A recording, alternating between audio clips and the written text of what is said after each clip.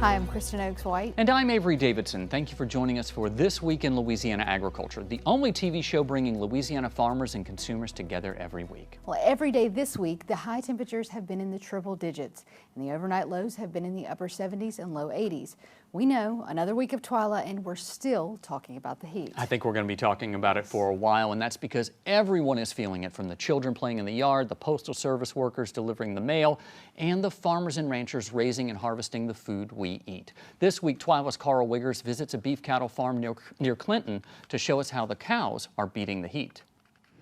The trail of dust following this cattle is telling. They are following Amelia Kent, who is trying to find some greener pastures. We've been hovering abnormally dry D0 and D1 for at least a month or two. The effects of this drought are clear in these pastures. However, Kent says her fields are even more behind schedule due to tough freezes at Christmas and early this spring. This is very much so a domino effect in terms of last year's weather challenges very quickly flooding into this year's weather challenges, affecting this next calf crop that hasn't even been born yet. The hot, dry weather is not only making the fields dusty, but cattle are not eating as much of the grass that is in front of them.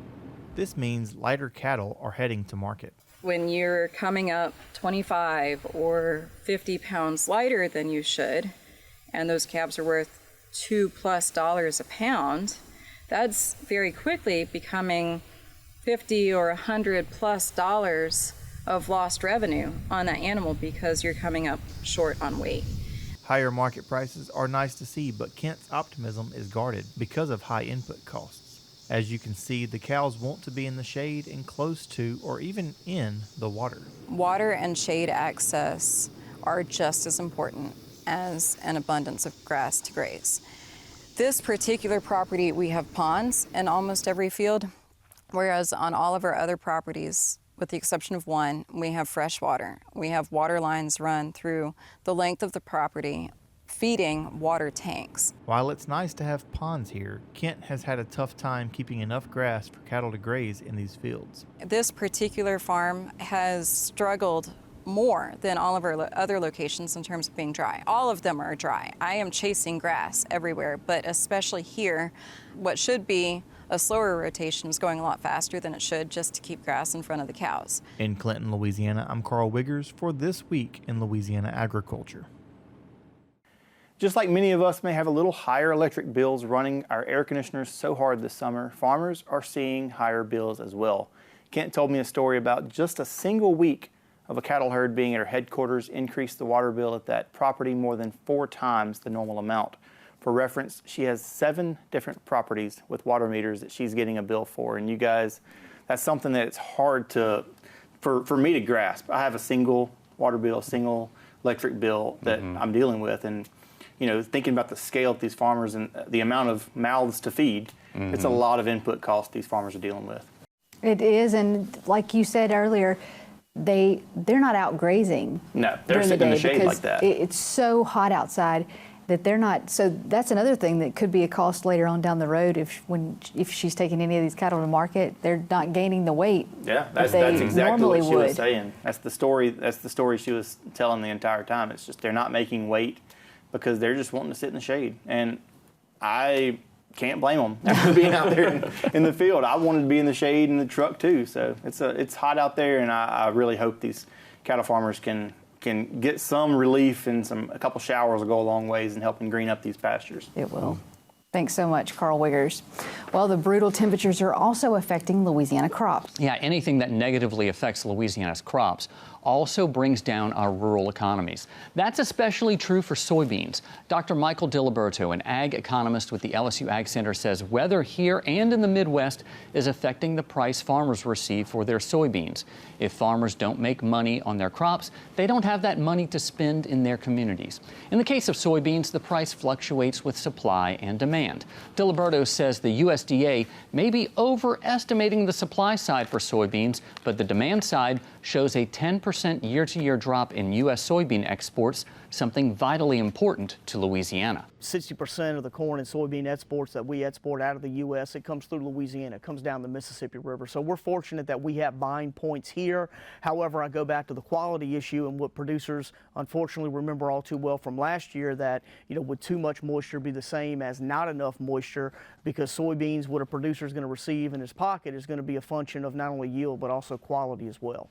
Now, believe it or not, soybean harvest is already underway here in Louisiana. We'll let you know how it's going over the coming weeks. If you're looking for something to do on a Saturday morning, the Red Stick Farmers Market has more than 50 member farmers with a variety of locally grown products available. This week, TWILA's Trevor Williams takes us to the downtown Baton Rouge Farmers Market that connects farmers and their bounty to their community's table. I'm here at the Red Stick Farmers Market that's soon coming up on their 26th anniversary. Some things that you're sure to find are fresh produce, family, friends, and tradition. As you walk around the Red Stick Farmers Market, you will find vendors selling fresh produce grown directly from their own farm. Every Saturday morning, local baked goods, produce, and plants are available for purchase.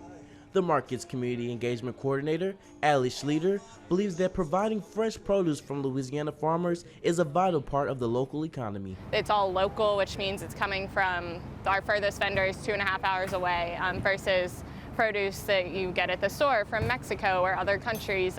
You're keeping it in the Louisiana economy. Along with the food you eat, you are also bound to have a good time, rain or shine. From the music to the vendors, the Red Stick Farmers Market welcomes everyone to experience all they have to offer. And to just the amount of people that come and gather. We have a lot of regulars who have been coming for 15 plus years. And so it's just really cool to see. The Red Stick Farmers Market is a place not only to go grocery shopping, but spending quality time with your family. For customers like Jenny Luckett, she visits the market whenever she can get her family out of bed. We don't come often enough. We don't come regularly, but when we do, it's a special event. The family makes a concerted effort to get up early and enjoy this special time together. Luckett says shopping at the market is not only good for the body, but for the farmers. Getting the fresh produce here instead of the store is it's healthier. It feels healthier, and I don't know, it just makes you feel good supporting farmers who just work so hard, and you just getting good stuff from the earth. And is why the Red Stick Farmers Market is good for the community. In Baton Rouge, Louisiana, I'm Trevor Williams for This Week in Louisiana Agriculture. The farmers I talk with have already begun preparing for their fall crops, but you can always find the freshest seasonal produce at the market. To plan your visit to the Red Stick Farmers Market or learn more about becoming a vendor, head over to our website at twilatv.org. You know, it was so many things out there, so many cool things, but the one thing I was surprised they had out there was wine tasting. Oh, yeah. Yeah, it's really cool. The Amato family, they do that every week. But, you know, it's great getting to the end of a glass or a bottle of wine, but all good things must come to an end. And Trevor, wrapping up your internship with us, tell me, what's this experience been like? This experience has been everything that I wanted it to be. From the first day I walked in, everyone here has just greeted me with just so much kindness. Oh, that's Kristen who has the kindness. Yeah, more of Kristen than you. But no, it's just been everything that I wanted it to be. So I'm just so grateful, and thank you both so much. We were so happy to have your help. You've been a 5-star intern. Oh, Thank yeah, you. we're glad. I mean, where else can you go be an intern and get things on the air, you know? So you did excellent work, and we're going to miss having you around here, Trevor. I'm going to miss you guys, too. But I'm so glad that you decided to come here. Thank you, Trevor Williams. Thank you. Well, Vernon Parish is about as rural a parish as you can get and known for its thick stands of timber. However, an archaeological discovery is shining a spotlight on this rural parish. As TWILA's Neil Melancon tells us, there have been people there since the last ice age. Deep in the woods of Vernon Parish, there's a secret. In fact, we're not allowed to tell you exactly where this is. However, people since the last ice age have known about it. One of those is Matt Helmer, who says here in rural Louisiana, the first people got here more than 12,000 years ago. The site looks like it was continuously occupied from that era at the end of the Ice Age all the way through Poverty Point times, the other mound building cultures such as Marksville, the LSU campus mounds. This place was continuously occupied all the way through, all the way up to the present day, and that's pretty rare for us in Louisiana. These holes are from ancient posts that were likely where a home was. Another way scientists know how old this place is the arrowheads that come from the Clovis people. Several have been found at sites in the Kisatchie National Forest, including a partial one here. University of Louisiana at Lafayette researcher Erland Johnson says the land was much different back then. But the Clovis are the first widely accepted broad habitation, and they're traditionally thought to have been large game hunters. There's some differences in interpretation that are emerging now, but they're hunting. People think of the Clovis as going out and hunting mammoths. They joke about Clovis points as the AK-47 of the Paleo-Indian period. Johnson didn't bring his students out here to dig on a hunch. He says for good and ill, the site is a target-rich environment. From previous studies, so there was a phase 1 study where they systematically tested all of this and just some of the highest densities. So we knew that there was probably going to be something good here. It's also been heavily looted, which tells you that people are finding stuff. On top of looting, this area was heavily damaged during Hurricanes Laura and then Delta, which you can still see signs of here. Helmer had just 2 days afterwards to get the funding to secure this site. This area got heavily damaged in Hurricanes Laura and Delta in 2020, and so we knew how important this site was, the damage from the storm. So you guys can see all around here all of the uprooted trees. That brings all these root balls up to the surface that rips all of that archaeological material out of context. The dig here in Vernon Parish is not just a chance for us to learn about Louisiana's past, but for Louisiana students to learn a career. Sarah St. Germain here is a student at ULL. She's sifting through dirt for artifacts and picking up insights. Many of the tools and artifacts being discovered here were for the preparation and use of food. The site is so old that agriculture was in primitive form here. Large-scale cultivation in the Southeast didn't really happen until 500 to 1,000 years ago here, what we call the Mississippian period, where you had larger scale cultivation of corn and beans and things like that. But what we do think is that people practice horticulture, so not full-scale domestication, but they would have semi-domesticated plants that they obviously intimately knew these environments, and there's plants that they could have planted in small gardens around their house of wild plants, say planting a muscadine vine or something like that would be amazing if we could get some more information, relative to kind of what we call, early horticultural practices. Even though the site raises as many questions as it answers, this archaeological jewel in rural Vernon Parish still offers insights into both the past and present, even after all these millennia. Now, it's hard for a lot of us, I think, as, Afro-Europeans, as more recent transplants, to completely identify with native peoples here. But, it's an important part of all our history and something we should all try to connect with as well as we look at the landscapes that we inhabit today. There's no telling how many more archaeological sites are concealed in the woods here in Vernon Parish, but one thing is clear: these sites are critical to the history of the collective people of Louisiana. Reporting for This Week in Louisiana Agriculture, I'm Neil Melancon.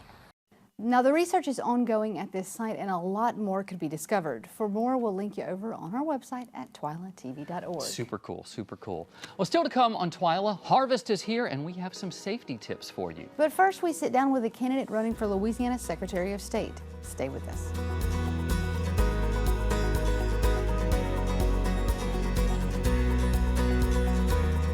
Thanks for staying with us here on TWILA. On October 14th, voters in Louisiana will go to the polls and vote on a number of races, including the race for Secretary of State.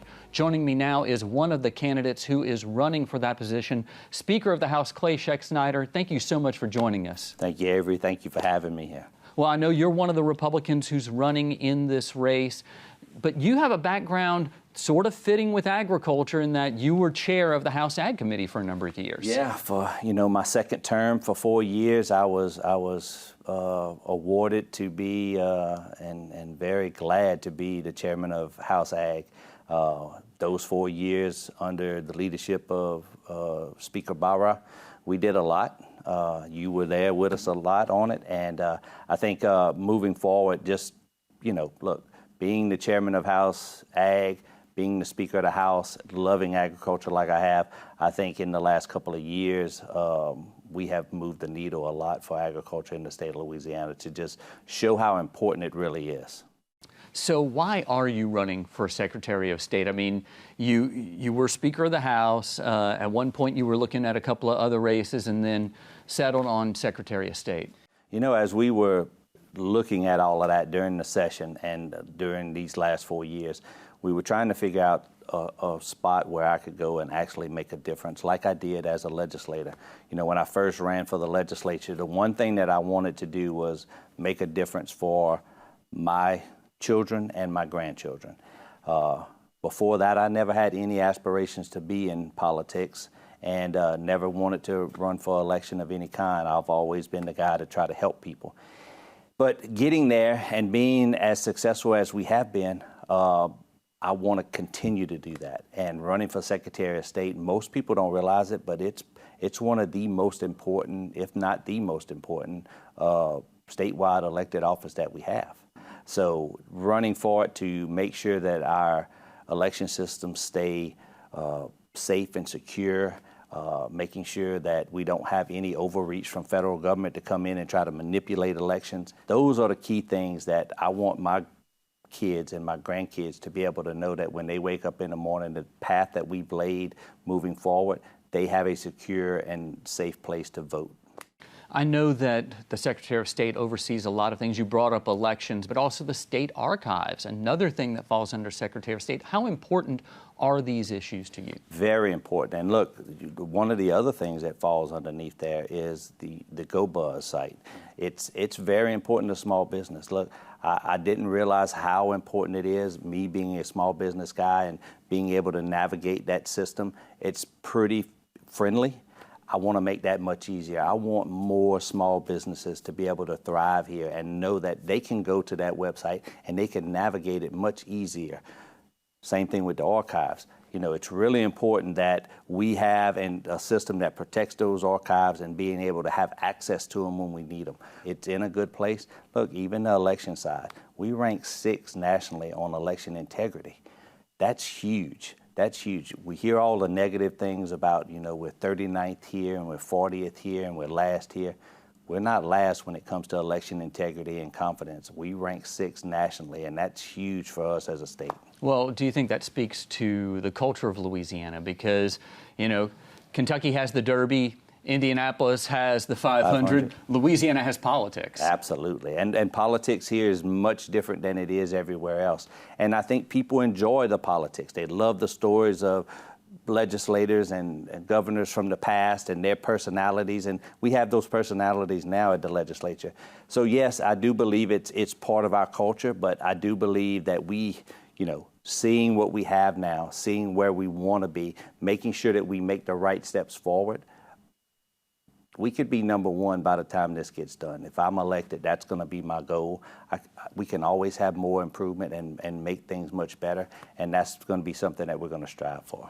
I'll make this the last 30-second question here. What was it about your time as Speaker of the House that you feel prepared you to become Secretary of State? Look, the one thing I think that made a huge difference is, one, look, I'm a conservative Republican, but I'm also a person who tries to build bridges, and being able to cross the aisle and not lose any of my values, but be able to support the other side as well to make people come together and work together. I think you've seen that these last 4 years as a whole, being able to have meaningful legislation that both sides can agree on. Look, we all wanted lower taxes. We all wanted better pricing on insurance. We all wanted more jobs. That's not a Republican or Democrat thing. That's a people thing. And we've done those things. Being able to be conservative, spending money in the right places. Look, in the history of Louisiana, we've never had $2.6 billion sitting in a savings account as the legislature leaves out. That's what we have right now. And that was built up over these last 4 years with good budgeting, having a great leadership team in Baton Rouge and great legislators. So I think those things, and dealing with a pandemic, those things have prepared me to be able to go in and actually manage an office like the Secretary of State's office. Well, I know people across the state are looking forward to meet you face-to-face. Clay Scheck-Snyder, Speaker of the House and now running for Secretary of State. Thank you so much for joining us. Thank you for having me this morning. Thank you. Still to come on TWILA, we're going to go and take a look at how harvest is going in your fields next.